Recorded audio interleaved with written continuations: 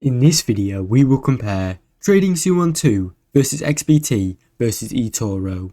Trading 212 is a commission-free platform popular in Europe, offering access to a wide range of global stocks, ETFs and fractional shares. It has an intuitive app ideal for many beginners and features such as Pi investing tools for portfolio automation. There is also a no minimum deposit for the investment account, so users can trade CDFs on a separate account. However, while it's great for beginners, its research tools are lacking and charting capabilities are very basic for advanced traders. CFD trading carries high risk and can be very confusing due to its leverage. Also, customer service can be slow and there's a limited access to advanced order types or in-depth analysis. XBT.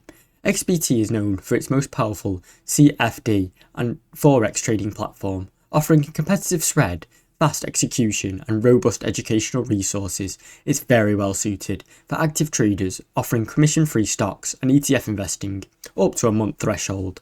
The platform also has a strong market analysis and tools. However, XBT focuses heavily on CDFs and does not suit passive, long-term investors due to its high risk and complexity. The section of actual stocks are smaller than pure brokers, and the fee structure can become less favourable beyond the 3 monthly limit, and no fractional shares or automatic investing tools are available. eToro. eToro is a social trading platform that allows users to copy trades of experienced investors, making it ideal for beginners who want to learn by following others. It supports stock, ETF, crypto and CFD trading, all in one user-friendly platform. Its social feed and copy trade tools are unique in the industry. However, eToro charges a spread rather than a flat commission fee, which can lead to higher trading costs. It also charges a withdrawal and an active fee.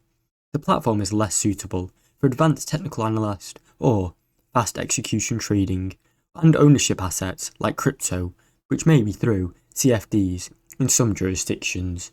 Thanks for watching. Don't forget to like and subscribe.